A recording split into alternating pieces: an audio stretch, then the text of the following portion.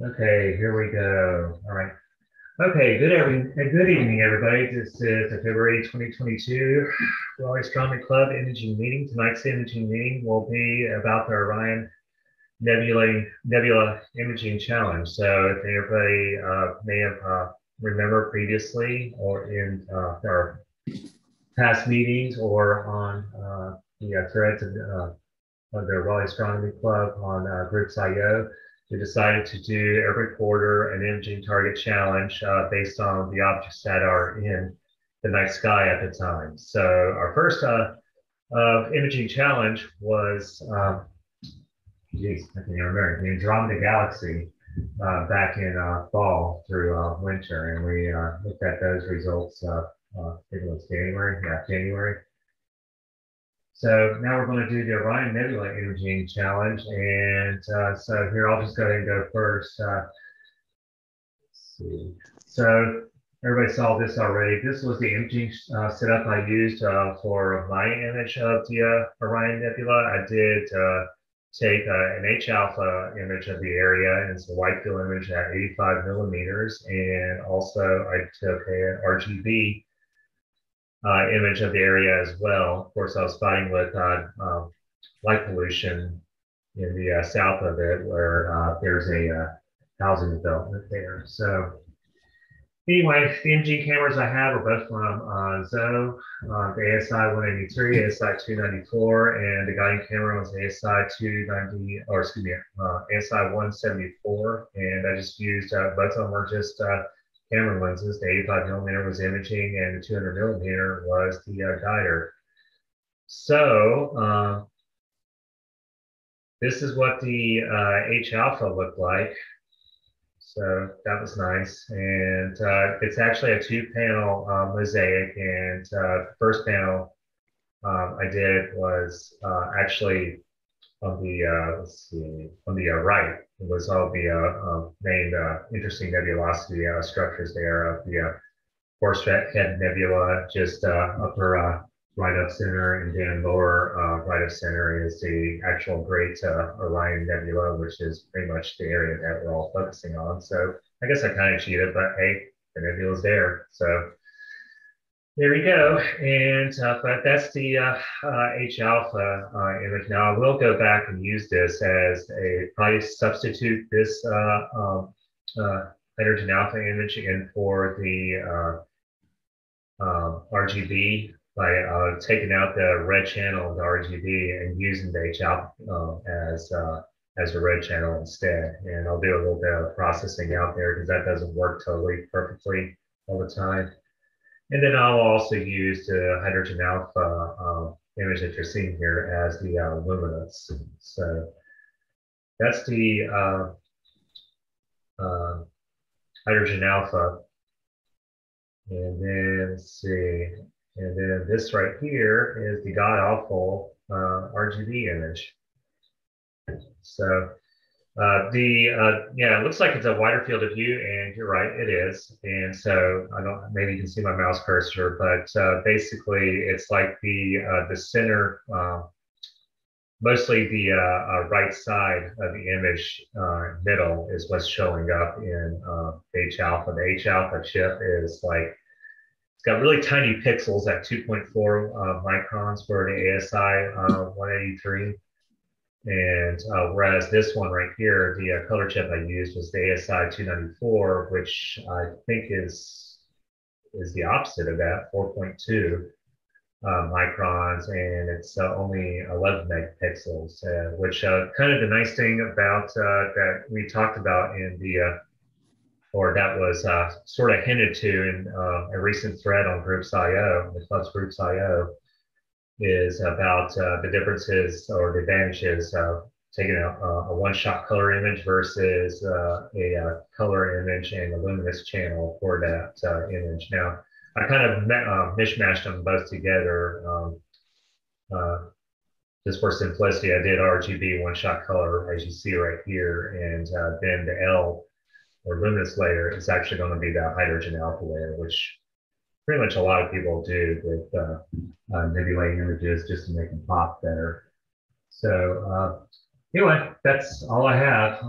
Yeah, but I did diffraction spikes. I did image about, well, I did image at F4 for the both the color and hydrogen alpha. So, but Hey, that's Chris. that's my hydrogen, or that's my Orion Nebula challenge image. Anyway, go ahead. Chris, did you use any pollution filters? What was your Yeah, boiler? I did. This was the L Pro by what's the name of that company? Is it Optilong? Optilong, yeah, thank you. It's by Optilong, and it's not just a simple UVIR. It's supposed to reject a little bit of the outlight pollution there. But again, What if was your you've been reading that thread, problem with that is that a lot of these are LED lighting, and so they're full spectrum, which means that, well, you can't knock out all the wavelengths of the light pollution. It's going to be there. Even though when I look across there, there's not much in the way of white light because, just to maintain, I don't know, the nostalgia of incandescent lighting, they take these LEDs and make them a little bit on the warmer side instead of full spectrum looking. So I guess just by the act of them doing that, it helped a little bit. But you can see that god awful gradient there at the bottom. Anyways, okay, that's all I have. Who would like to go next? Well, Chris, I have one question on the HAlpha at F4. How much time did you spend on that? How much time did I spend on that one? Okay, hold on 1 second. Let me bring that one back up. Escape. Right here. Okay, I'm looking at my directory right here. It looks like, yeah, it was 4 hours for both sides. Okay. So 4 hour, what is it? 60, or excuse me, 600-second subs or 10-minute subs. And I did that for both sides. And the detail's a lot better, as you can see, than the color image had the gradient processed out of it, and it still looks a lot better than that one. But I did do, yes, I did do HDR. If anybody's asking about that, because what was kind of unbelievable is that, yeah, everybody has trouble with the actual Orion Nebula trapezium getting blown out and keeping you from seeing delicate detail in the middle of it. But believe it or not, 600, or excuse me, 600-second exposures, at least with this camera at f4 on the 85mm lens, what was it? The Horsehead Nebula was pretty blown out. It was, Oh, it was wow. crazy, yeah. And I was like, wow, this does everything. And so what I would do, something I came up with a long time ago, is if you don't have the subs that are shorter in exposure for an area that blew out, and you're like, oh my gosh, this area blew out on me. I should have taken shorter subs or whatever. There's this little procedure I do in Photoshop. I'm sure that you can do it somehow in PixInsight, where I do sort of a faux, as an FAUX, HDR image of the longest exposure. And all it comes down to is that I process the long exposure image until areas start to look kind of questionably blown out, if you will. And I save it like that, and I say that's my short exposure. Okay, and in Photoshop, I copy that short exposure image, and then I make a layer and copy and paste that on top of that same short exposure. Then I go back to that short exposure image that at that time will be labeled background, and I process it further until it starts to look questionable. And then I paste that into a mask on the short exposure layer that I just pasted on top of it. Then you just flatten the image, and you just keep doing that over and over and over again. Yeah, I know that's a lot to take in, but it's something that I came up with that works pretty well. I did one image of the Orion Nebula like years ago like that, and just like, you know what, I just really don't feel like taking these short exposure images. Maybe I'll figure something out, and that's what I figured out. So it works really well. It works on the Andromeda Galaxy and its giant nucleus too. So, okay. Any other So questions? Chris, on this image, were all the subs 600 seconds, or did you actually take different? I think I did. Yeah, I did do 2-minute ones. I think I did include 2-minute ones on this one. Okay. So yeah, it was. I did a 2-minute one, a 30-second one. 30-second one, I didn't really bother with because the 2-minute one, it's like I said, I was really gentle in processing it, trying to keep the trapezium from being blown out. I mean, I prefer to have just the area of the stars of the trapezium a little difficult to differentiate exactly what the cluster looks like. I don't know. That's just me. I prefer it that way. If you remember my actual all-out just Orion Nebula image of this area, I kind of did the same thing. I left the trapezium a little blown out, but you still just make out that there's about 4 stars in that spot. They're just really, really bright. So, but anyway, yeah, 600 seconds blended with, or HDR image of 600-second exposures and 120-second exposures. So I lied to you, Naveen. The 4 hours just are for the 600 seconds. I think I did only 30 for the 120 seconds. So an hour. There you go. 2 minutes times 30. Yeah, 60 minutes. So an hour of 120, 4 hours of 10-minute exposure. So obviously I didn't have to do it because again, this is a mosaic image. I didn't have to do it to the left side because there's nothing to be blown out over there. But anyway. Okay, that's all I have. Anybody else? I can do it if you want, Chris. Yeah, go for it. All right, let me see if I can figure out my screens here. Doesn't look like it's, wait a minute. I'm not seeing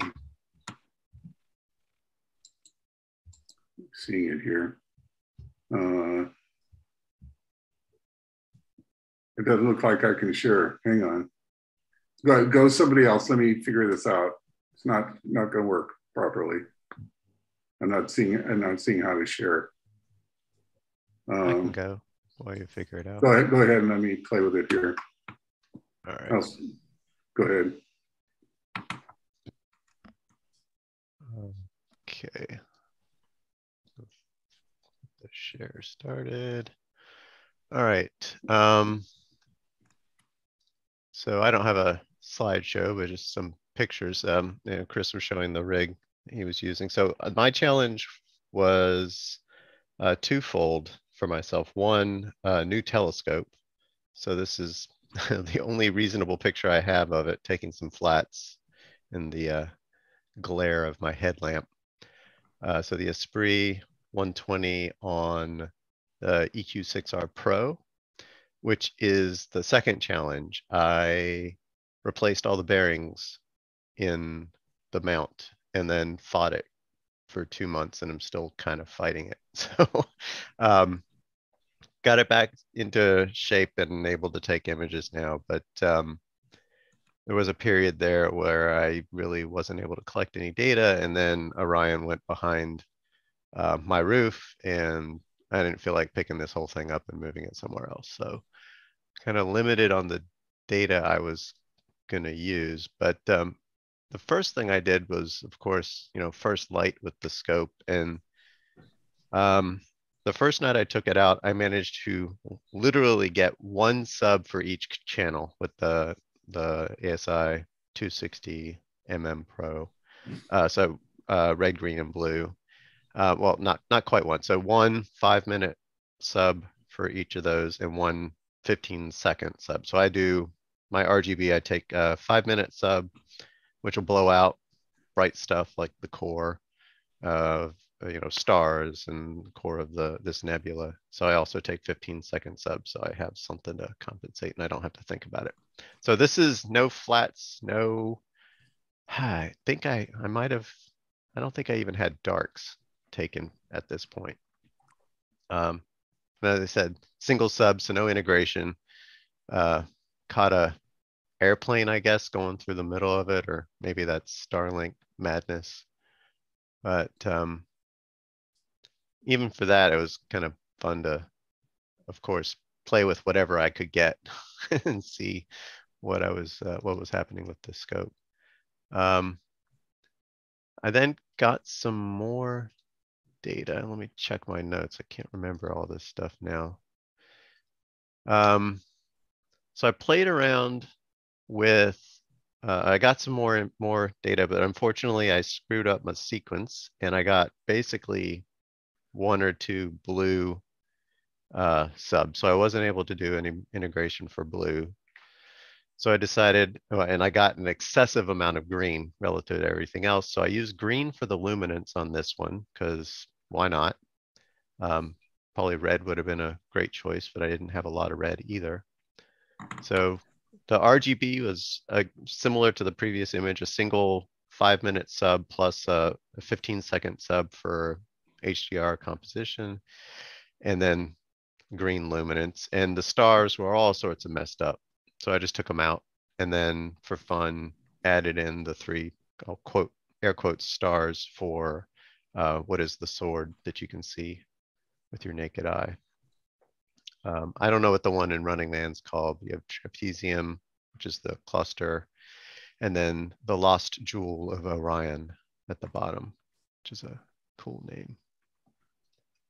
I did manage to get more data, not really enough, total of about 2.5 hours. I think I used green for luminance on this one. I'm gonna have to go check my notes. I'm not quite sure. But I also tried, constantly evolving processing techniques. And we'd gotten into a conversation in one of the previous meetings about color fringing and color issues with colors and stars. So I started convolving the RGB image heavily before combining luminance. So it's one thing I did here. I didn't do it for one of the earlier revisions, and there's all sorts of weird color artifacts that were showing up. So it works pretty well. And it does not result in any loss of color or even in stars. If I were to saturate it even more, it'd be fine. So also another one I tried, so I'm using PixInsight, and I have been using the local histogram transformation. But I tried a couple of passes this time. So I'd done a full moon at the end, or near the later half of March, and found a tutorial for doing like the mineral moon processing, and it had local histogram transformation applied with different kernel sizes multiple times. So I thought, oh, I'll try that with something with nebulosity, and did different kernel sizes, but basically starting with a large kernel size and then stepping down 3 or 4 times. And it looks pretty cool to me. So,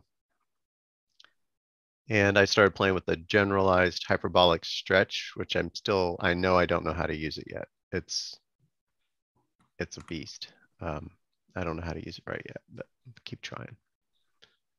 But that's what I got. So Naveen, I got distracted there. I had to step out of the room. Were you going to go back to this thing and maybe do HAlpha? I would have loved to. It was behind the roof of my house, so okay, so next year. Yeah. Well, that's all you have to do after that. I mean, did you have plans to take this any further other than maybe HAlpha? No, that's the only thing I think I got enough color. I think the HAlpha is the one thing I really wanted to do, and I didn't get it.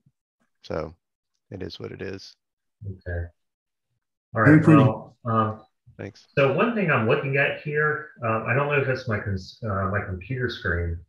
The reason why, well, one of the reasons I would like to see HAlpha with this is that, and this is my criticism, so take it with a grain of salt, or please don't leave the Zoom meeting.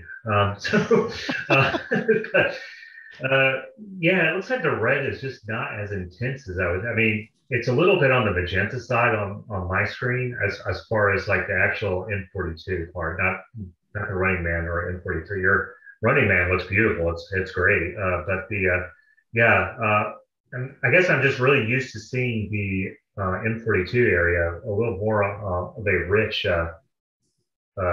slightly brighter red color there. It looks almost transparent to an extent. I don't know. This is just what I'm seeing, me interpreting what I'm seeing artistically. Yeah, So all this red in here. Yeah, right there. Yeah, it just looked, maybe it's because it's just dark is what it is. I feel like it should be brighter. Yeah, it probably could be. I don't know. It's a balancing act, and I probably got tired of messing with it at some point. I have other versions where it's more of a salmon, which I didn't like, and they all come out different each time I process. Hydrogen alpha what was would the be camera great. you were using? The ASI 260 mm. Okay. I'm sorry, 2600 mm. Okay, thanks. Yep. That's 16-bit shading, right? Or range, excuse me. Yeah, it's 16-bit. Yeah, that's wonderful. Levine, I'm impressed with your stars. They look great. Yeah, they look Thanks. Nice. Yeah, no kidding. Convolve your color images before you combine luminance, because if I didn't, they would look like trash. Really. I had also, if you can see a bit of it here. Zoom really far in. Like there's a bit of a orangish tint up here, blue on the bottom. They're not perfect. But this was with your Esper, right? Yeah. So you said you still had fringing there? So this is while I'm tweaking the mount setup and learning how to and how not to set the backlash on the EK6. Okay, so that's a little bit of streaking on either side or something. Is that what you're saying? Yeah. Oh, so I mean, okay. I'm gonna say it's the mount. Well, I mean, it's not really noticeable. You put it in there orange. I was like, okay, sure. I guess there's orange there, but you didn't have to point that out because you fooled me. So, all right. Well, okay, yeah, it looks great. That's very well done right there. You would say that this is your best, right? Your personal. Yeah, that's the best it's gonna get because I'm done processing it. Okay. Well, don't be too hateful where you'd be surprised what else you can pull out of things. I mean, it's like I was griping like months ago about your Pleiades. Mm-hmm. You remember me saying that you probably had fins starting to pop out, which is really hard to get. Yeah. To show up. And if anything, please go revisit that. So, but anyway, okay, who'd like to go next? Okay, I can go now. I think I had to tell Zoom to share my screen. Okay, is it working? So let's see if it works this time. Yes. There. All right. Is that? I see a partial window. Okay, there we go. Yeah. There. How's that? Yeah, that's good. All right. See, I guess I put this is hydrogen alpha, about 2 hours of 5-minute exposures, 3 nanometer chroma filter on the Stellar View 102 triplet. So there's 2 hours of HAlpha. And then I did another, 90 minutes, I guess, with the Canon 60D on the same telescope. They have roughly the same field of view, and it was tilted slightly, so I didn't get the full field. And then, so I processed each of those in PixInsight and then combined them together in Photoshop. What I did, I took the stars out of everything and then combined the nebulae for the HAlpha and the RGB. And then I put some stars back in again, at kind of the level that I wanted them back in.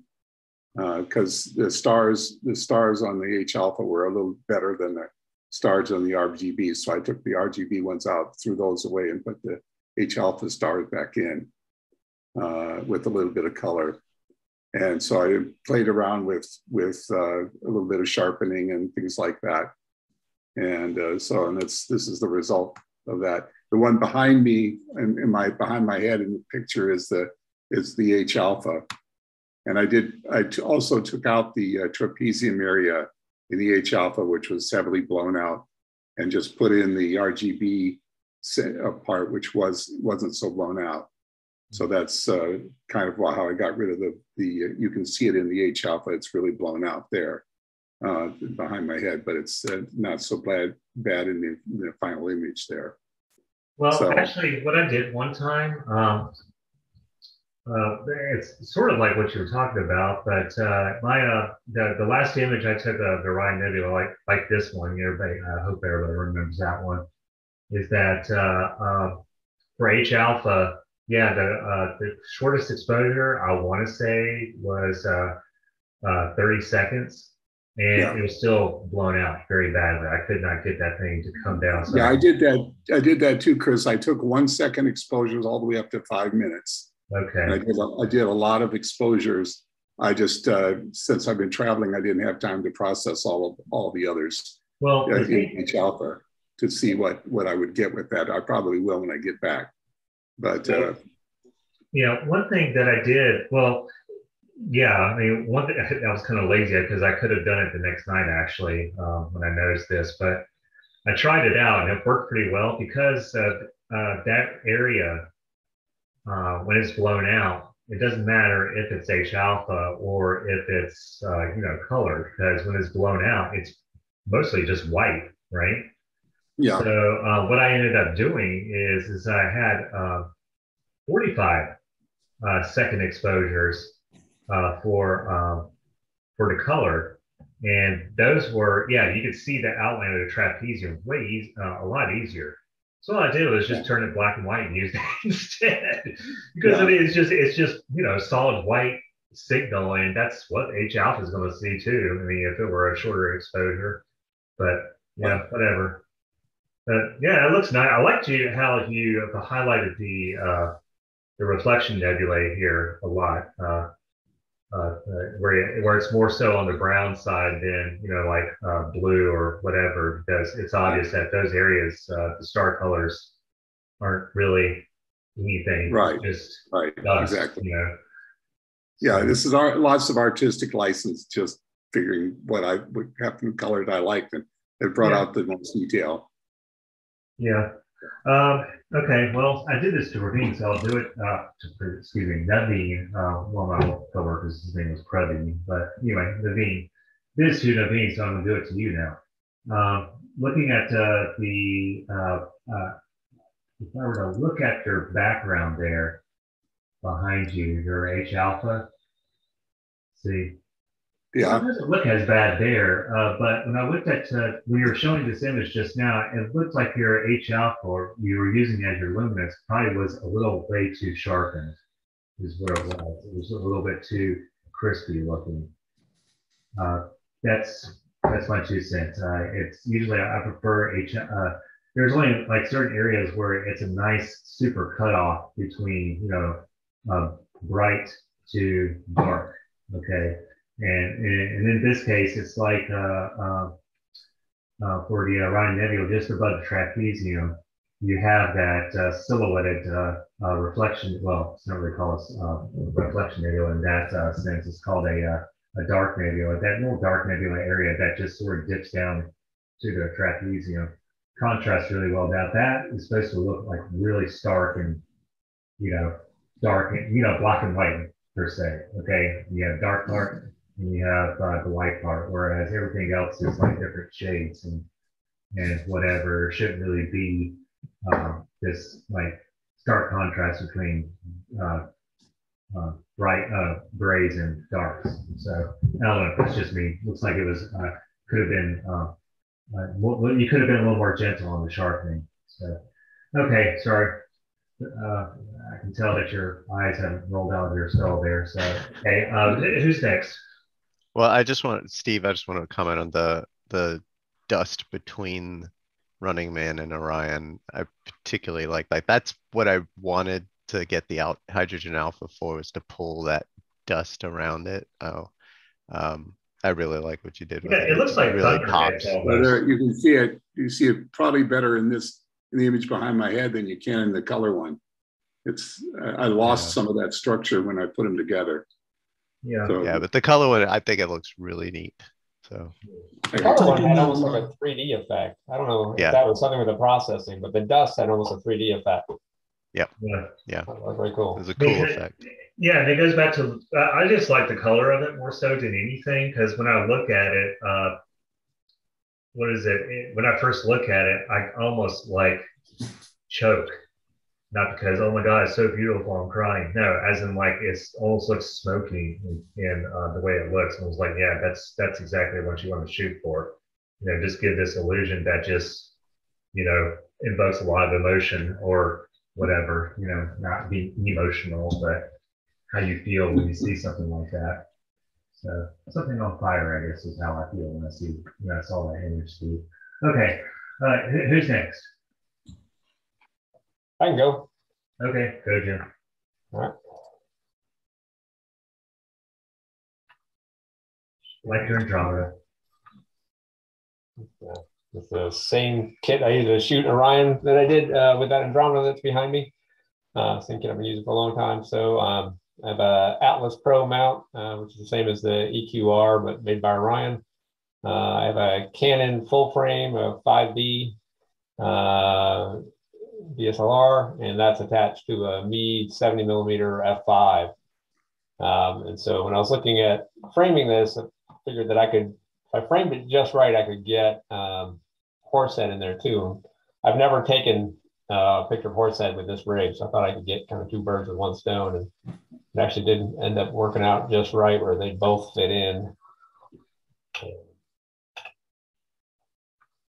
Get my horsehead and get Orion.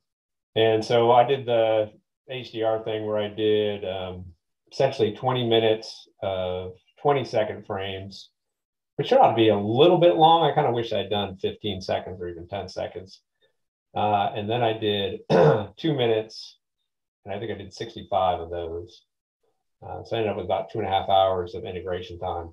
And I live in Raleigh, but I do a lot of my shooting when I go up to Smith Mountain Lake. I've got a place there, and that's about a border 3 to 4, especially to the south. It's more in that 3 to 4 range. So with 2.5 hours, I'm able to get some dust and do a lot of things with this camera setup.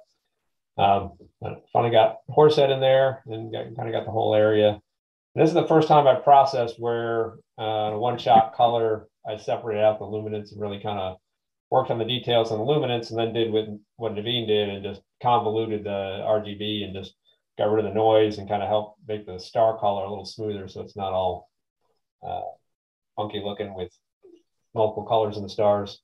So it was a new processing technique for me, and enjoyed the challenge. So wasn't planning on shooting Orion again this year, but I was happy to get the chance to do it. And my wife liked the way it turned out. So this is now hanging in our living room. I printed this on aluminum, and so it's now hanging in the living room.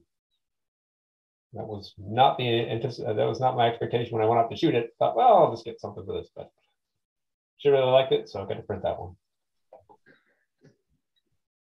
Yeah, you got a Very lot pretty. of dust in there. It looks great. Is your camera modified, or is it straight from Canon? It's straight from Canon, so Nice. Yeah. Picked up a lot of stuff there. Yeah, dark enough that you need to get some of that hydrogen alpha. For some reason, I get more hydrogen alpha on when I use wider lenses, and like if I use an f2.8 200mm, it picks up more hydrogen alpha. I don't know if somebody knows the physics of that, of why and if it's just more of it gets in, and that's why I get it. But as I get narrower, I see that it doesn't pick up quite as much. It becomes more of a battle. But on this, it's able to do a pretty good job. Okay. Yeah, here, wireless.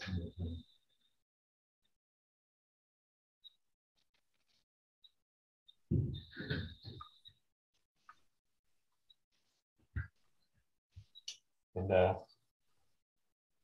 I do wish I'd put a little bit more glow over the trapezium. I ended up getting a little bit kind of like too sharpened looking around the trapezium. I have a little bit of artifact there, but I think on that, okay, the way it turned out. Funny how we're our worst critics. Yeah, we are. Yeah. But then you get to shoot it again. So you get to go, all right, next time I'm going to Right. more work on this, a little bit shorter exposures, get a little more detail, but also be careful on the sharpening. Yeah, I think on the focal ratio you were mentioning there with getting more signal, it's just a matter of getting more Just light more in. photons. Yeah.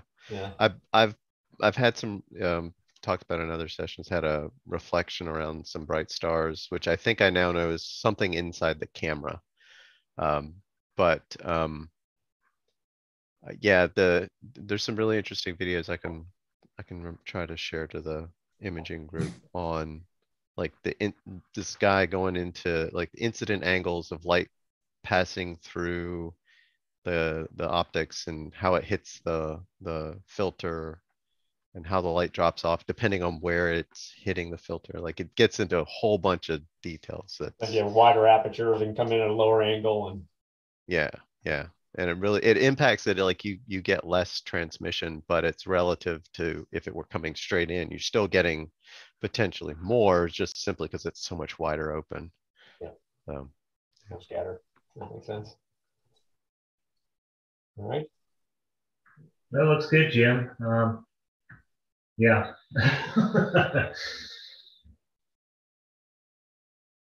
Okay, was that it? That's what I had. Yep.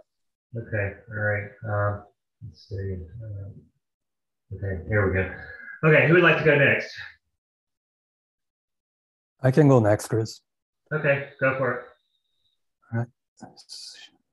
All right. Find the pictures. Oh, I don't know which one is going to show up, so I'll pick one and hopefully it's the right one. Oh, I need to change the preferences, and I'll probably have to rejoin. So somebody wants to go before me. Okay.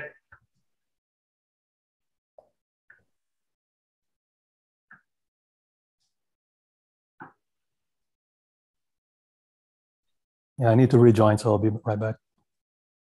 Okay.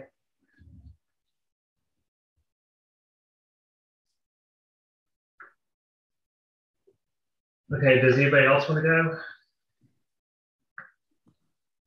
I guess I could show mine. Okay, go for it. All right, let me share.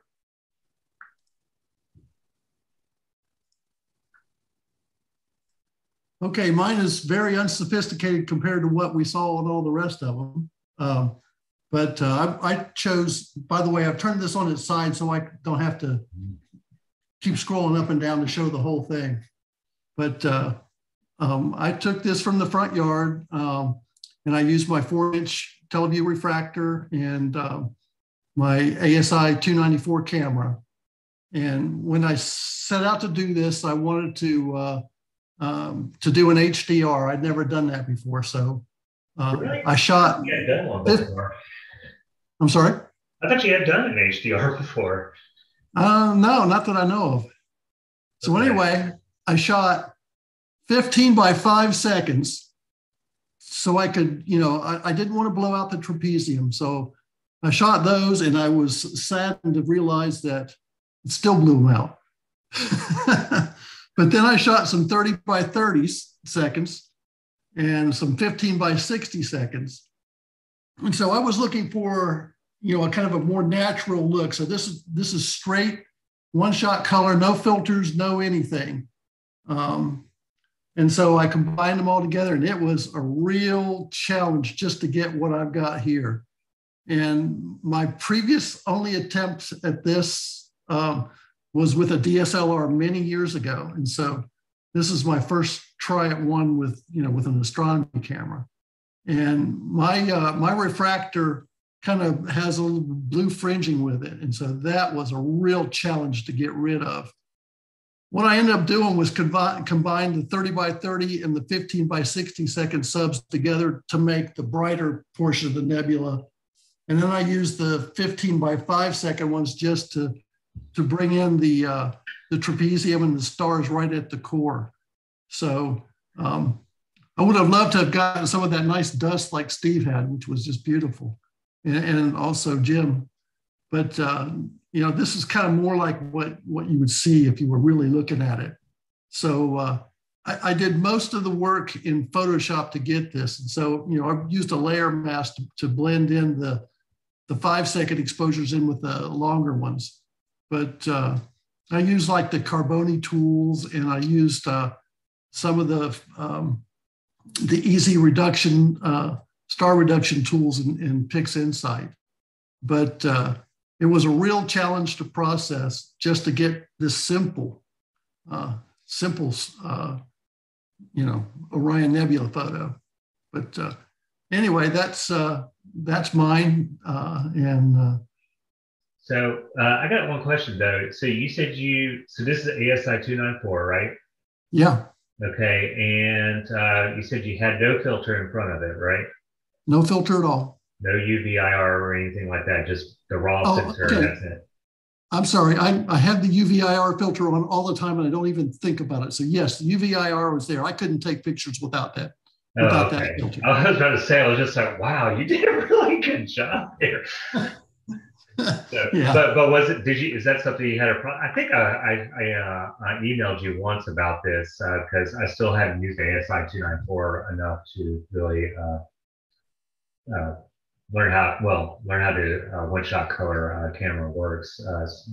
Aside from just planetary picture taking, but was getting the color right, was that difficult? Aside from the blue fringing you were referring to? You know, I didn't really have too much trouble because, this subject is so bright and the colors kind of just balanced out okay with my normal processing flow. So it wasn't much of a challenge, that part of it. Okay. But the color fringing was, I'll tell you. So the other thing too, God, I can't believe you're getting all these nice color images from your place in Cary because I've been there before. It's bad. I mean, you must be tickled to death about this. I mean, yeah, it's a challenge. I'd much rather live in a darker spot, but it's I'm pleased with what I get considering the circumstances. Yeah. Okay. And Naveen, I wanted to mention to you, those are geosynchronous satellites that we get. I got bunches of them through mine too. So it's right. When you shoot Orion, you're going to get them. Yeah, that was something else I was thinking about too, because what is it? Joe Pettit told me about that a long time ago. But what was odd, it was like a certain time, it kind of makes sense as far as geosynchronous goes. It's like certain times of year when you're imaging the Orion Nebula is where you see more and more of them versus other times. Like, I don't February, know. apparently. Yeah, well, I mean, yeah, what is it? Markarian chain that's in Virgo, I had trouble with that too. They were just like one after another. It was annoying as all get out. So anyway, well, that's great, Mark. I have a question on the processing.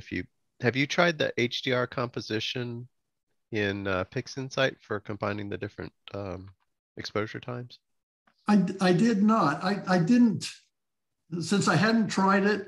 I think I looked at it and thought I'd go back to my comfort zone, which was messing with it in Photoshop. But I was generally aware that it's there, but I didn't try it. Have you had good success with it? Yeah, it's part of my normal workflow now, and it's kind of like the easy button for HDR, in my opinion. You don't have to go order of images right. It figures it out. At least it has for me. I'm trying to think. There's one setting I changed. Let me pull it up in another screen. I set the mask smoothness to 15.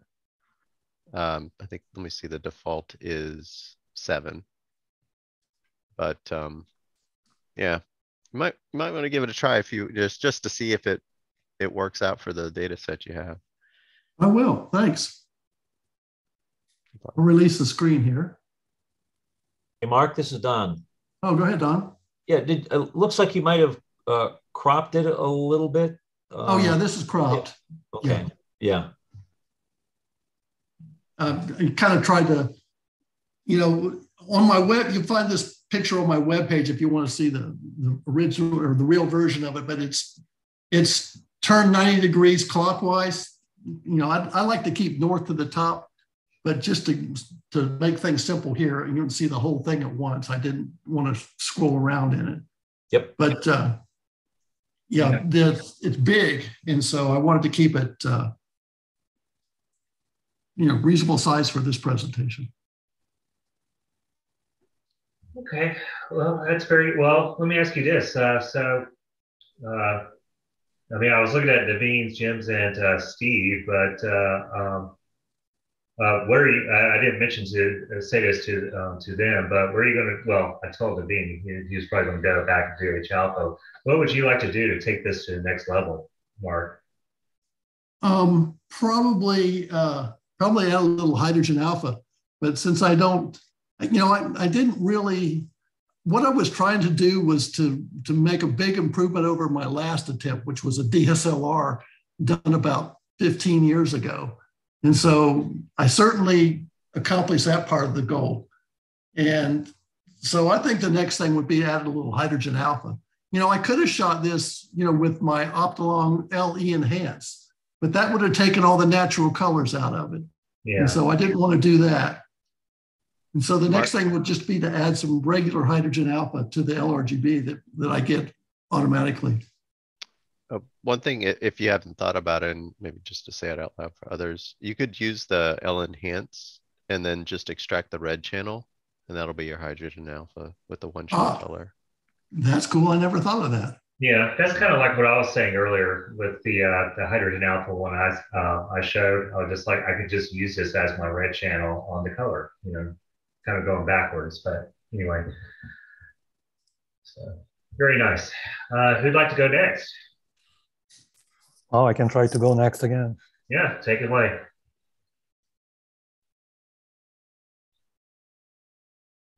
All right, hopefully it's showing up now. Yep, looks great. Yeah, so this is an HDR composition. But I think I did 20 10-second shots for the low setting, and then I have just 11 5-minute shots. The 12th frame got a tree, so I had to drop it. So once I integrated both of the exposures, took the pixel sight and did an HDR composition. At first, I didn't think I had the trapezium correctly because it looked blown out even in the 10 seconds, but once the HDR multi-scale was applied, and I was surprised on how much detail was showing. This is all shot on the William Optics GT71 on an EQR6 with an ASI 178 MC and no filters. That's very good. Trapezium came out really nice. I can see the 4 distinct. Yeah, it's cool. It's pretty nice here. Yeah, I was very happy with the result because it's like really brilliant, and you can still see the stars easily. Yep. Yeah, I was very happy with the result. It came out pretty nice because I had a bright core in here, and you couldn't see anything on this central area, and the result was really nice once the HDR multi-scale transform was done.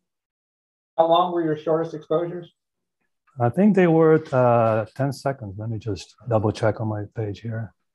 Yeah, 20 10-second exposures and 11 300-second. So you had just two, just a really short one and a really long one? Is that what you're saying? Yeah. Yes. So 10 seconds for the short and 5 minutes for the long. Okay, very good. What was your scope? GT71, William Optics. Oh, okay. Isn't that what you had to be at one time? Zenith Star 73. So I think the GT's a triplet. Yeah, it's a triplet. Yeah, okay, the Zenith Star's a doublet. So yours is like sort of like the doublet version of that. Yeah. Okay, very good. Yeah, I must commend you. That turned out really nicely right there. So like I said to Mark, what would you like to do after this? Oh, I want to get more data, and I got a 533 MC camera, so next fall I'll try it again with a different camera to get the even wider image. Yeah. And okay. hopefully I'll go longer because I think there's a lot of gas in this area that will be interesting to show in the picture. Mm-hmm. So, okay, I'm sorry. You said it's already. What camera was this? This is an ASI 178 MC, a planetary uncooled camera. So, all right. Well, you did well with what real estate you had there on that sensor, though. I mean, yeah, that's impressive. Yeah, the pictures have been coming out nice, and even though there is some neighborhood lights that could be shining a little bit of on the background, the image, I think it's just Orion is so bright that it doesn't care much about that. Yeah. All right, nice going. Thank you. Let me stop sharing. Okay, anybody else? No? All right, well, yeah, guys, this has been a great discussion. I like everybody's work here, and yeah, it's always about taking it to the next level, and hopefully we won't get bored in the hobby, right? But well, it comes and goes for some of us, but anyway, so now comes the part where hopefully, well, how many people do we have here? 9. We got 9 here. Okay. I guess we can choose right now, and then if there's a debate about it, we can do it on the groups IO, Club Groups IO. But so, all right, so we did Andromeda. We presented those results in January. Now we did Orion Nebula. Gave them now in April. So the next one, see April. So June, July. I mean, May, June. So in July, we want to present another one. Okay. So right now, the challenge for imaging right now is there's not much in the way of things that you do that are big and bright or are a narrow band. We're peeking basically out of the plane of the Milky Way right now and looking into more intergalactic areas. So there's the key word right there, or the operative word. How about we do a galaxy next time? So, of course, the thing that sticks out in my mind big time, that as far as objects that are easy to take images of during galaxy seasons are, of course, M81 and M82. But there are other ones out there. I mentioned the Markarian chain. That's a little nice sampler of galaxies there. But then it's Virgo, and when you come into the spring, that's when all the zodiac constellations start to get closer to the south, more so than anything. So you have to make sure you have a good southern horizon that's not obstructed by development or whatever. But so what do you guys think? But any takers or any opinions of what we should do next? Well, M81 and M82 do have hydrogen alpha in them too. So yeah, I guess that's true. You can do that. And there's the dust back. If you can get the dust background, what do they call it? There's interflux nebula. Yeah, the interflux nebula stuff. Yeah, the knows how to do that if he wishes to pursue it. So I think the answer is just more data, right? Off subject. How many nights was that Pleiades? Oh man, I can look up. Give me a bit. Okay. It was a lot. Okay. Well, yeah. So everybody, what does everybody think about that? Doing M81, M82? That's fine with me. Yeah. Sounds good. Why not? Yeah. Okay, very good. Sounds good. Okay, so M81, M82, and so this is, I guess, the second quarter, if you want to call it that. We'll look at it as the third quarter imaging target challenge, and we got this month, even though it's mostly half over, and then we got May, June, skipping May for whatever reason. May, June, and then we present our results at the end of July. Am I getting that right here? Make sure I've been done. Let's see. Okay, so we got this month, that. So yeah. Okay. So yeah. So we present our results in July, and then the final image of the year will be, August, September will be in October. I deliberately set it out like this so that we can dodge all the holidays in the event that somebody wants to show something, but they can't because of other things that they have planned. So that, yeah, October will be the last one, and well, that's obviously probably going to be a summer project of some sort. But okay, so yeah, Galaxy season pretty much started, well, last month, but okay, but that's the objects we're going to choose. We're going to choose M81, M82. I'm sure all of us are familiar with it already. It's in the constellation Ursa Major, just a little bit ahead of the Big Dipper. But anyway, yeah, and it's also a polar, maybe it's circumpolar. I'm pretty sure it's circumpolar. Not that you really want to image it 6 months from now, but but yeah. So yeah, the nice thing about that is it's pretty localized around the celestial pole. So in some ways, you can get around to that and get we can average out bad guiding on objects that are that close to the celestial pole. And the downside is you're imaging near the celestial pole, it gets harder for you to guide as well because the stars don't move as much, but relatively speaking. So, okay, I guess we'll make that the next, well, we decided on that. So MA1, MA2, we'll look at our results in July, and that's the next target challenge. Okay, so we're done with the main topic. Now we move into the second half. Anybody want to show off any other images? Sure. Yeah, I have a couple. Go Don. Okay, go Don. All right, I haven't done this in a while, so let's see if it'll work. Do I have to open my file up first and then hit share screen, or how does that work? Yeah, that's what you should do. I mean, Right. you don't have to, but that's recommended. All right. Okay.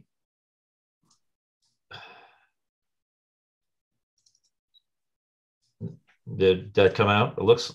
Yep, I see the horse nebula. Looks great. Yeah, that I took that on March 2nd, and that was with my 72 millimeter Williams ED refractor f6 and the ASI 294. And this was up in Creedmoor at the gun club. And it's 60 3-minute sub exposures, 3 hours, and the gain was 125. And I had a run-of-the-mill field flattener that only did a partly good job. You can still see some.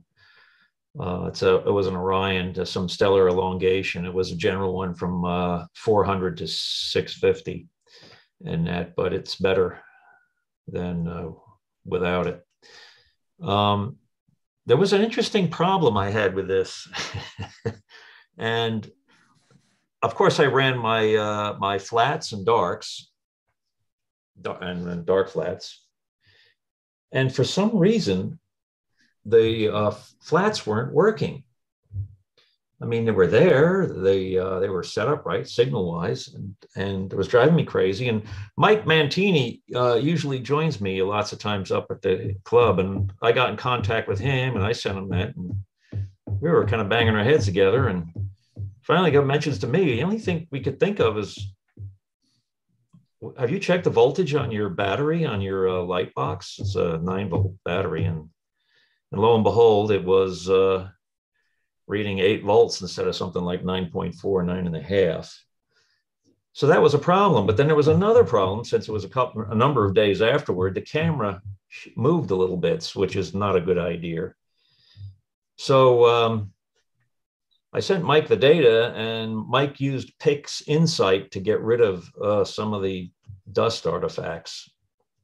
And then I adjusted the color and did a little bit of star reduction on this. The interesting thing is depending on the sky conditions, there'd be more blue. And this is, that was kind of interesting. There's, that's something I was noticing here. It looks like that there's not very much in the way of blue in this image. Yeah, it almost looks like, gee, did you use an L enhance or something? No, it's just the only thing I can figure is the either the sky conditions. That's the only thing I could think of, and that was getting kind of late in the imaging season, and that. But oh, okay. Well, what day did you take this? Was March 2nd. March 2nd. Yeah, so it's going through the south into the west, and 3 hours is about it. Was getting into the trees, but anyway. Hey Don, did you retire your Brandon? No, in fact, I have another image of a galaxy I can bring up if. Yeah, go for it. All right, and let's see. And this I took from my back side yard. And Don, you need to share the new image. It's still sharing the old. Sorry about that. Do you see it now? Yeah, M96. Oh no, 4725. Is that what that is? Yes. That's beautiful. Okay. Yeah, it's kind of small. This is taken with the Brandon triplet. It's a scope I've had for 33 years. It's a 94 millimeter f6.8. It's about 640 millimeters. I mean, this galaxy is about 10 arc minutes, maybe. So this is also enlarged or cropped by 1.38 to enlarge it a little bit. And this is, again, this is 60 3-minute sub-exposures, a gain of 125 minus 10 degrees. It's interesting, if you look over to the left, apparently the Sirius EQ mod, the Sirius, the HEQ5, it's basically what it is. The polar adjustment controls on it are really crude. And when you do the adjustments with SharpCap or other applications, I have the 94 on there. It's probably about 11 and a half, 12 pounds, and you have the counterweights, and it's just like there's stiction, and it's a real pain in the neck to adjust the polar alignment to get it to stay perfect. And I thought I had it pretty well. And if you notice over on the left, there were two hot pixels that showed up, and you can see some pixel walking. Oh, okay, yeah. And if you stare at this long enough, you can see some field rotation. So if you take from the first image, and then you take the last image and you superimpose them, there's a little bit of field rotation. And I calculated it to be approximately 45 arc seconds over a period of 3 hours.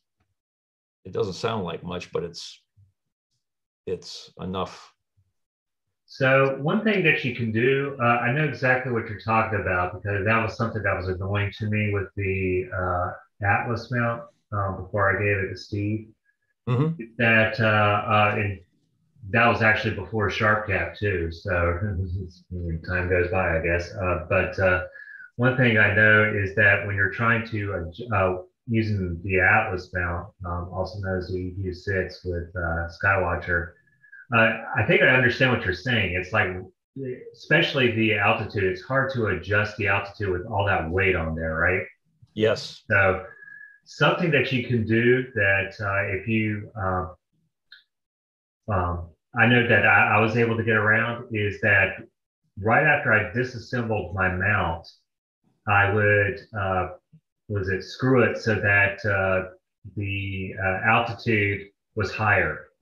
And so you probably understand where I'm going with this. So yeah. In other words, when you get everything on it, the only adjustment that you have to worry about making with altitude is bringing it back down. And with all that weight on it, it makes it, a piece of cake. And so that's something you can try. Like I said, this was before SharpCap, so I have no idea how polar aligned in SharpCap would behave if you do it this way. But that's how I did it. The other thing I was thinking of is I just take my my 50 millimeter guide scope off and mount it there. And then I don't need any counterweights or anything. And then I can I could try that and do the adjustments and then really crank down on the, lock it down, see if that works better. Yeah. But I like your, yeah. I think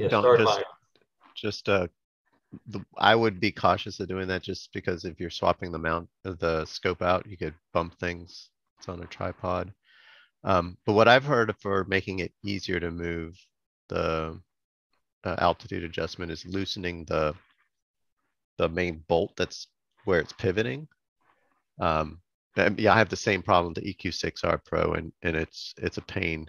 Like I can adjust it about 20 arc seconds at a time if I'm super careful. So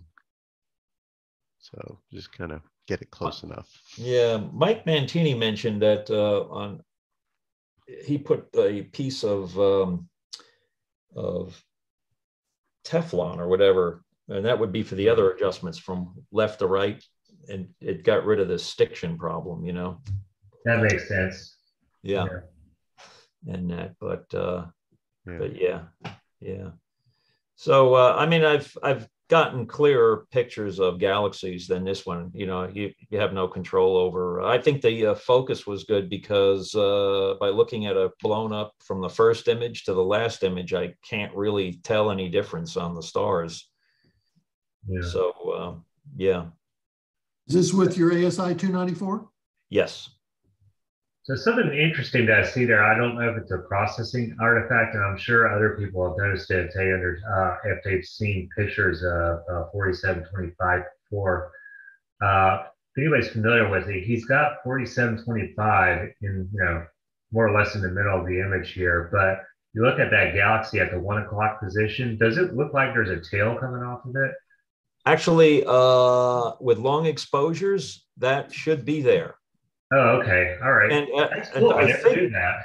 Yeah, and I think for what I've read is that's some sort of tidal effect. That had some in the past when I talk about it had some interaction or whatever. That's kind of interesting. This image, there's not a lot of color in this part of the sky, or this image really needs 6+ hours to get some blue and red in the in the galaxy. Yeah, Fulbright did an image of this thing. I don't even remember the tail being his, but he sat on it for 12 hours, I believe. Yep. What he did, but yeah, I can't remember what his looked like. But yeah, wow, I didn't realize that thing had a tail on it. Yes. Yeah. You can see other, hints of tinier ones throughout the image, also. Mm-hmm. Yeah. That's really cool. Yeah, it looks great. Since I haven't shown any in a while, I have one more I'll do quickly to. Okay.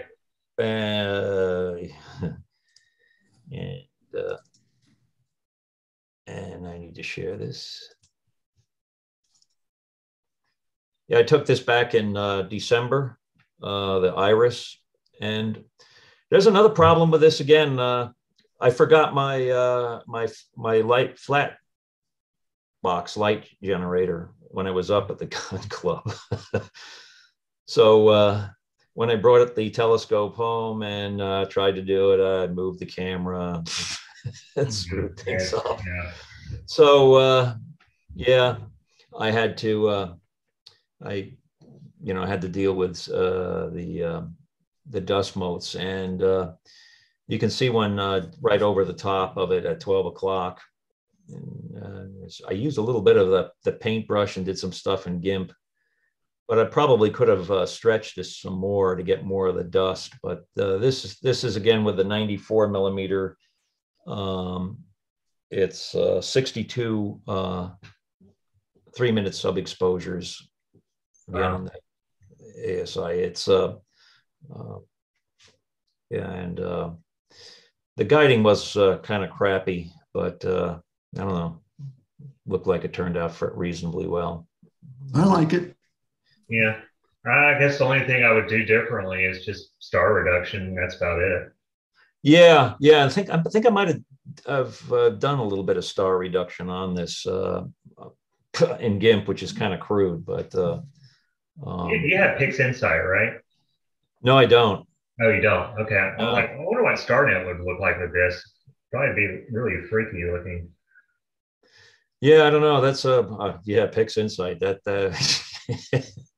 that'll take me the rest of my life to Well, figure don't that worry. out. Yeah, I don't use it as much as I should either. So, But anyway, yeah, that's all I have. It's okay, very good. Nice presentation. All right. Anybody else have any non-imaging challenge images? Sure. Go for it. Oh, gotta wait for Don to drop. how do I drop out of this? There should, at the top of your screen, there should be a red box that says stop share. Okay, yeah, there it is. Yep. Good. That was easy. All right. So aha, there it is. Yeah, this isn't from recent, but because we were talking about it, this is the Pleiades I did with that Chris was talking about. This was with the Zenith Star 73 doublet and the ASI 2600 mm. About roughly 6 hours each of L, R, G, and B. I wanted to get more L, but I was never able to get it. So it is what it is now. But it'll be interesting to see what might happen with bodes, etc. But anyway, some of the images I've been doing recently. So when I first started out imaging with the barn door tracker, one of the targets I did was beehive cluster. So I thought I'd, go back again and see what it looked like with better gear. So this was just kind of for fun. And I put about 6 hours of total time into it. I love the colors, Naveen. Thanks. Yeah. Next, so full moon on the 17th of March, LRGB.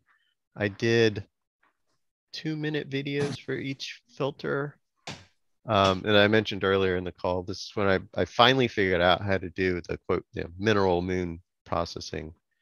So I think I'm going to get this one printed at some point because I really like it. Nice. It almost doesn't even looks like another planet almost. Yeah, really? It's stunning what you can do with the processing. Because yeah. What camera did you use for this? This is the ASI 2600 mm. I'd love to shoot video like that. Excuse me? I didn't realize that would let you shoot video like that. You I was probably getting 5 frames per second, but sure. That's not when I get the ASI 183. But when I'm doing like a HAlpha of the sun, it goes up to, it bounces between 7 and like 12 frames per second. But it does the trick. So yeah. Yeah, I mean, it's what I have on the scope, and the moon was up, and I was like, well, let me try it. So I did, I think that the 10th, so that was a couple nights ago. This is 60% waxing gibbous. Same LRGB.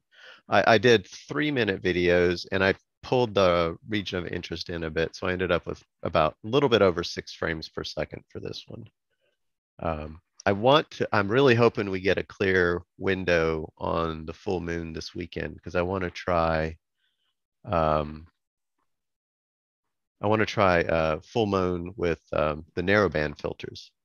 Because I've tried it with like crescents and other stuff, and it's kind of neat to see the moon in show, but I want to see the full moon and what it would turn out to be. So something you actually can try out here, and I mentioned this before to other people who just, take simple images of the moon. I mean, not that this is really that simple. It's pretty elaborate. What is it? So you said this is 60%. So if you can catch it right at 50 or, quarter phase, whether it be first or last quarter, you could always take an image sequence and then come back like maybe 15 minutes later. And then do another one, and then 15 minutes, or even 10 minutes, actually. It goes faster than you think. And you can just see the terminator extend itself over time. Oh, that's a cool idea. Yeah, but see, the thing is, just the way your point of view works from the way you're seeing it from your perspective, it moves faster, quote, faster, if you're seeing it as it goes across the half phase. Okay. So So it's like kind of like the sun setting, you know. The sun Yeah. comes up really fast, sets really fast, but goes really slow when it's above you. So same thing here. Terminator moves very slowly when it's past first or last quarter. Okay. Yeah, that sounds cool. I'll have to give that But a yeah, try. do that. That's something I've been wanting to do for a long time. I just, of course, you know, it's on the bucket list. Yeah, the other thing I want to do is really try to get some decent earth shine. I accidentally just my wife's DSLR on a silly little, like one of those bendy leg tripods, and I saw the moon off in the distance. Like, yeah, sure, I'll take some shots of that. Overexposed it. Took a look at it later, and it's like, oh, Earthshine, that's neat and new. I just haven't been able to go back and actually pull it off. Yeah, I did an HDR of that once, and it looks really cool. So you get that, and like if you had done an earth shine of this, of course, I probably would go a little bit wider. As in, like if you go wider, you have this show up really nicely, and then you have the part that's, well, like we're saying, earth shine, but you also get the stars that are around the moon showing up as well. Yeah, yeah, lots of things to try out. How many frames is this, Naveen? I think for this one kept 30%, so ended up being 330 times 4, whatever that is.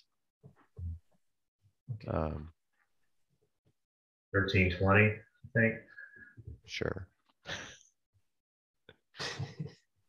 All right, I have a couple more. I'll go through real quick. Let's see here.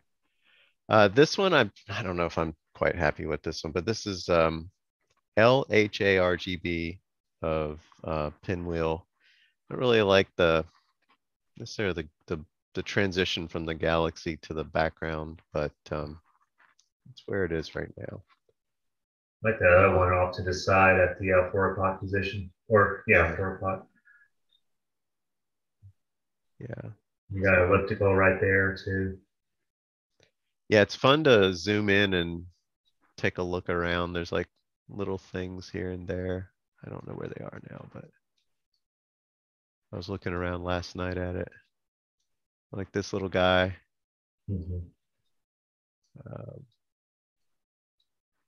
Not a terrible large number of them. Oh, look, some little tiny thing here.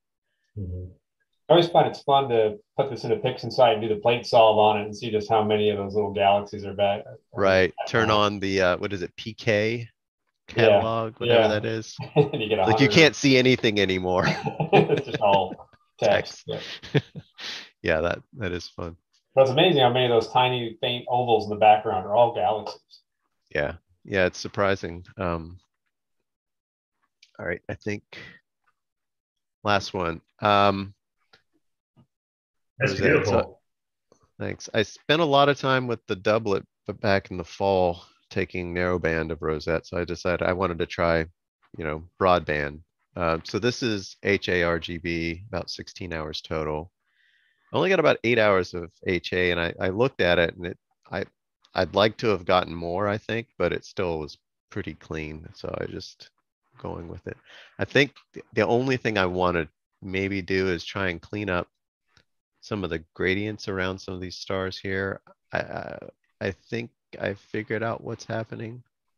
I need to. It's like some of your channels blown out a little bit, or the stars or whatever. I think when I'm saturating this, I've been processing the stars separate, and I just crank saturation up without really thinking about it. I think I need to do like kind of an S curve to like not bring up the fainter bits as much. Yeah. I had that problem with with that bigger Orion or that not so wide field Orion image I did last time. It was like all the bright stars, they had these monstrous dark colored halos around them. Yeah. So that's my theory, at least, on how I might deal with it. And I think with this one, this is more of like a reflection. And I said, I'll share videos. There's a really in-depth video that I was given by High Point Scientific, who I bought the filters from. And they're like, well, no, we don't think it's the filters. Yeah, of course. Okay. Yeah. Do you have a gradient going on there on the right, or excuse me, left? Like in the corner? I don't No, know. left, sorry. Oh, left. No, I think there's like a tail kind of looking thing that swings off to the side if you get a wider Okay, field. all right. Um, Yeah, I know it kind of smears off and like kind of flows into the Christmas tree nebula that's yeah. off to the side. Well, several degrees off to the side.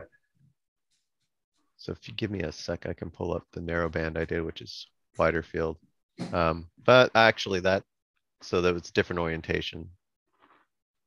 So I don't know what's going on. Let me flip back. Well, it sweeps a little bit there. Yeah, on the bottom. Yeah, but I think it's rotated. Where is it? Yeah, so I'm having a hard time tabbing between these. Do a 180, about a 180 of that. Yeah, where is the button? It's hidden.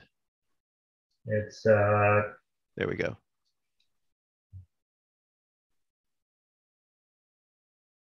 Oh, okay. In the world. Computers are the worst sometimes. Oh, come on. All right, it doesn't like me. We're not rotating it apparently.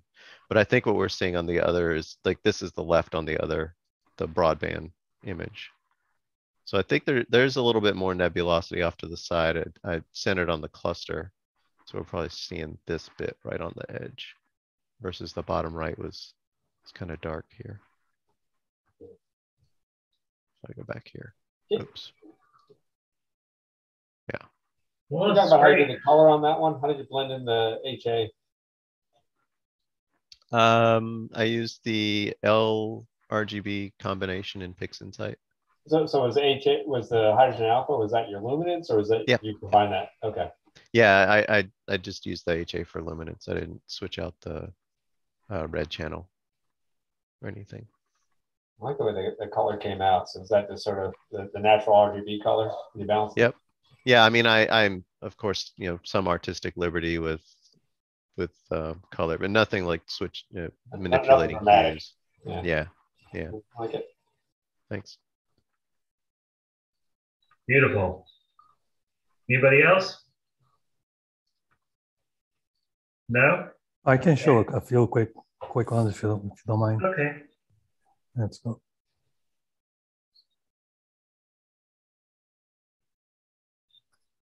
All right, so. Oh, I love this one. Very nice. Yeah, we were in the mountains a few weeks ago, and I was able to leave the scope outside the whole night. So I noticed this would be visible. So I shot at the end of the night. It was just a little short over 2 hours, but I was really happy with the result. Yeah, that one's just like so magical looking, even if it's small. Yeah, and I was afraid it was going to be too small to see the actual center of it, but it came out really nice and transparent. So they have a galaxy there down at the 4 o'clock position, maybe near the edge. Do you see that? What did you say? It looks like there's maybe a galaxy there. Oh, here, yeah. Mm-hmm. I need to see what that is. It's interesting to do annotation in PixInsight and find all the little gems that are hidden. Yeah. I want to go after this one too, but it's like the only way that you could do it around here is you have to do a broadband of the area, and then you have to do an oxygen 3 exposure of a planetary nebula. Yeah, planetary nebulae tend to reveal a lot more in the oxygen 3 wavelength when you're doing narrow bands. Mm-hmm. Yeah, I was happy with the one-shot color camera result. So this is great. Yeah, should be very happy. Was this Where about were you? William Optics? We were in this is the same scope mount, everything. Okay. There was no changing here. We were in the Banner Elk near Boone. Okay. So right. I think it's listed as a Bortle 4, even though it felt a little darker. Yeah. I would be happy with it if I could get that in color instead of doing narrowband and then doing color. And, take forever. Which planetary is that? That's Abell 39. Abell. It's in Hercules. Yeah. If there was anything I would do differently with this, I probably would scale back on the stars some, see if you can do some star reduction here. Yeah. Yeah, I did that with the Thor's helmet. It was interesting to see the helmet without any of the stars. Yeah. But I haven't been doing much on the other images. This was not cropped, right? No, just crop the edges because of the integration artifacts and dithering. Okay. This is 330 millimeter focal length, I think, with the reducer because of the reducer. Wow. Wow, so that's pretty big then, but faint. You said it was 330 That's why millimeters? recently, and it's very hard to see. I wonder. As Chris mentioned, at around 4 o'clock, there seems to be like a string of galaxies, that kind of looks interesting. I don't know. Yeah, I'll have to see what else is in the area. I was so focused on the center that I didn't even look for the little guys hiding out there. I would post this to the group if you can. Yeah, Sure. they'll eat this up. Yeah. Yeah, like I said, I think, let me see how many lights I got on this. Where is the picture? I have to put this on my must acquire list. Yeah, I saw it and I said I want to image that one, and it's been so late, early morning, that I got impatient. But when I was there and I had the chance, I had to go for it. I'm not finding it's here, so faint. So this was 21 frames of 5 minutes.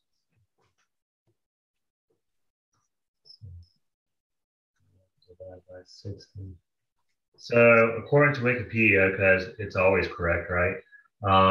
It's 155 arc seconds, or I think that comes out to be almost 2.5, a little more than 2.5 arc minutes, which is kind of big for a planetary.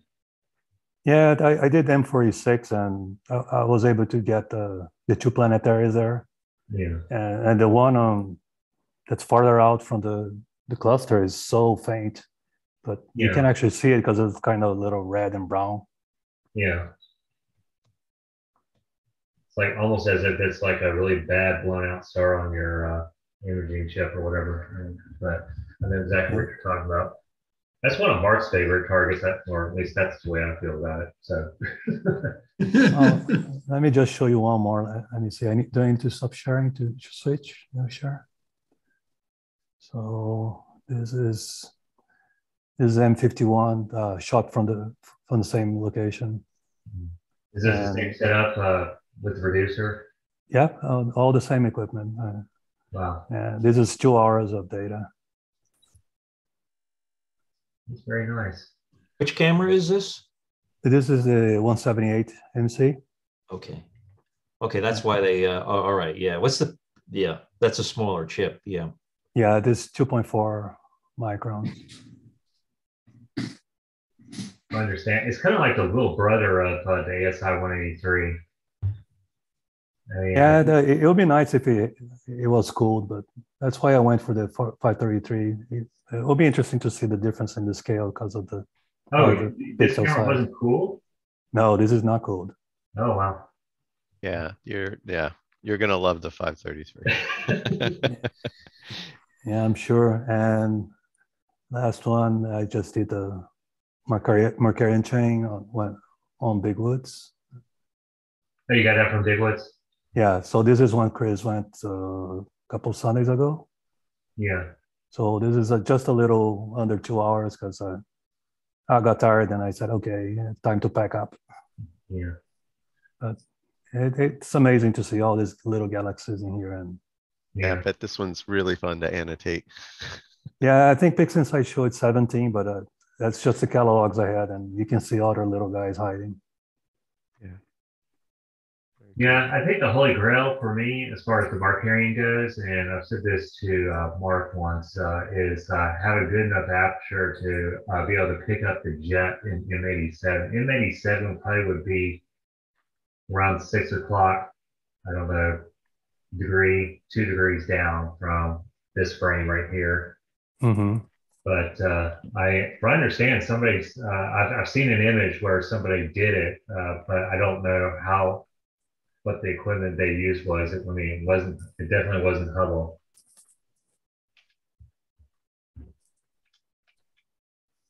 Yes. That's really nice. Yep. Oh, that's all I got. Okay. All right. Yeah, I guess that's all we have. Adjourned. M81, M82 for the next imaging target challenge. We'll look at our results in July. And another thing, if you guys can, yeah, just see if you look around when you're out and about these days and try to find another venue where we can meet up in person. And yeah, it's like I said, there's a lot of variables to put together to find the perfect venue where you got food, enough room to park, no complications with the restaurant about how much you have to buy to make it worth their while, whatever. But okay, all right. Well, I guess we'll see you in May. I almost said June again. My God, what is wrong with me? But anyway, maybe that's just me hating strawberry season that's about to come up. So, if you guys want some strawberries, come by our place and we'll have some. So well, with that, good evening, guys. Hey, Thanks a lot. take care. All right. Take Good night. care.